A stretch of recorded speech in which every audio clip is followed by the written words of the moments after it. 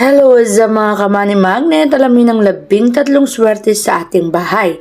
Ang tahanan natin ay maaaring makapagdulot sa atin ng kaswertihan upang hindi lang masayang pamilya ang kaya nitong ibigay sa atin, bagkus magbibigay din ito ng kaswertihan. Unang tatandaan, sa pagpapatayo ng bahay, bilangin nyo ang hakbang patungo sa taas ng iyong tahanan. Ang una mong tatandaan, ang dapat na hagdanan ay nagtatapos sa oro. Kasi naman ang oro, ang ibig sabihin niyan ay pera. Pag nagtatapos kasi ng mata ay kahirapan at kamatayan. Ayaw naman natin mangyari sa buhay natin. Kaya't kung maglalagay ng hagdanan, ang huling landing ng hagdanan ay dapat nagtatapos sa oro para ito'y makapagbigay sa iyo ng isang malupitang swerte. Pangalawang dapat mong tatandaan, kapag ikaw ay merong living room, dapat ito ay presentable sa pag-akit ng mga bisita. At bukod dyan, maglagay ka rin ng mga swerteng halaman.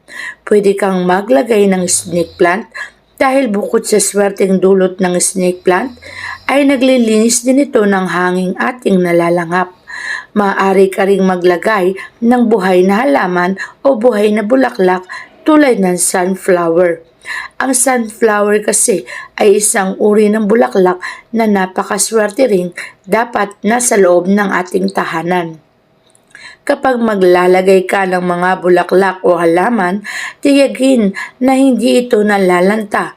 Kung ito man ay nalanta na, dapat mo itong palitan agad-agad. Huwag kang mag-iiwan ng mga lanta o patay na halaman sa loob ng bahay kung ayaw mong imalasin. Dapat swerte lang. Pangatlong dapat mong tandaan ay ang pagpapatunog sa loob ng bahay. Mas mainam mayroong radyo, speaker o kaya naman ay telebisyon na magbubukas araw-araw para ang ingay nito ay magtataboy ng negatibong enerhiya.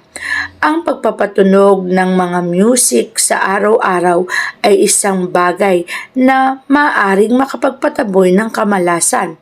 At kapag araw-araw mong naitataboy ang kamalasan, ang maaaring pumasok sa iyong buhay ay kaswertihan. Kaya naman huwag mong kakalimutan ang pagpapatugtog sa araw-araw para swertihin sa buhay. Apat na dapat mong tandaan ay sa pintuan pa lamang pagpasok, dapat ang unang masisilayan ay ang altar.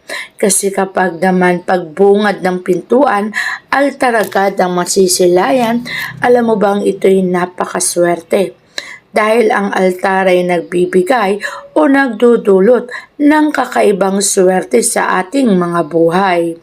Isa pang dapat mong tatandaan, kapag ikaw ay merong tahanan, huwag mong kakalimutan ang pag-iinsenso. Kinakailangan sa loob lamang ng isang linggo ay ikaw ay mag-insenso. Mag-insenso ka patungo sa loob ng bahay, sa sala, sa kusina at kung saan pa. Para sa ganon, ang mga kamalasan ay maitaboy mo palabas ng iyong tahanan. Habang natataboy, swerte yan. Dapat mo ring tandaan na kinakailangan ng iyong tahanan ay may mga buhay na elemento. Ang mga buhay na elemento katulad ng aso, pusa o kaya naman ay ibon ay maaari ring magtanggal ng maraming uri ng kamalasan.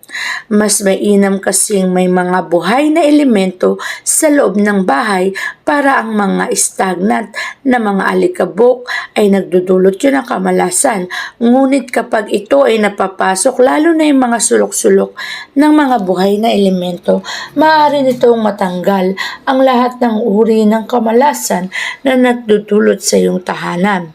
Isa pang dapat tandaan ay ang paglalagay ng Buddha sa iyong living room. Ang living room kasi ang pinakamagandang pwesto para sa Buddha upang mag-attract at magpasok ng swerte. Ang living room kasi ang nilalagyan o pinupuntahan ng bisita. At habang mas maraming taong nakakakita sa Buddha, mas maraming blessing at swerte itong maibibigay sa may-ari ng bahay. Kaya mas mainam na maglagay ng Buddha sa living room o sa sala para magpatuloy ang swerte sa iyong buhay. Magpatuloy din ang daloy at pasok ng kaswertihan habang buhay.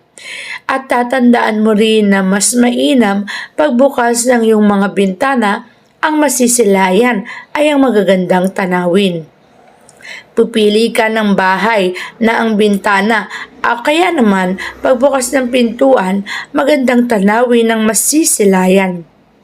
Dahil kapag nabungaran ka ng isang magandang tanawin, ito'y nakapagdudulot ng relax na atmosphere. At habang ang iyong pakiramdam ay relax, ito'y magbibigay sa iyo ng isang magandang halimbawa upang magsimula ang buong maghapon ng masigla, relax at masaya.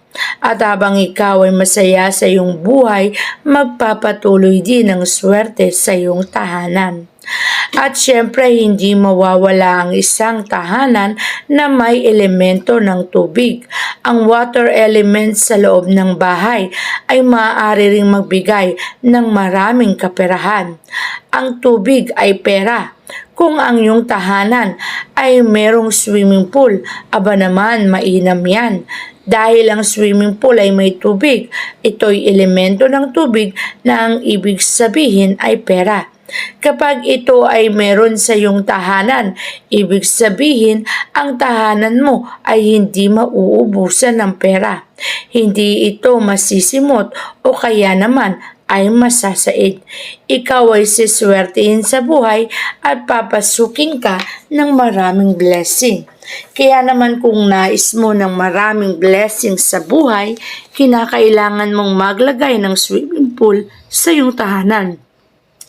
At syempre, huwag mo rin kalimutan na kung ang bahay mo ay ipupwesto mo, mas mainam ito ay nasa silangan. Ang isang tahanan na nasisikatan ng sinag ng araw, pagbukas mo pa lang ng pintuan, ay marami na agad blessing ang papasok sa iyong tahanan. Ang tahanan na nasisinaga ng araw ay ang tahanang palaging alive at ang mga taong nakatira dito ay maaaring maging successful sapagkat swerte po ang dulot ng isang tahanan na siyang nasisikatan ng araw. At kapag ganito ang uri ng iyong tahanan, paniguradong ito'y magbibigay sa iyo ng matinding kaswertihan. Kaya naman kung nais mong swertihin sa buhay, ang tahanan mo ay ilagay mo sa pwesto kung saan ito ay masisikatan ng araw at ito'y makapagdudulot sa iyo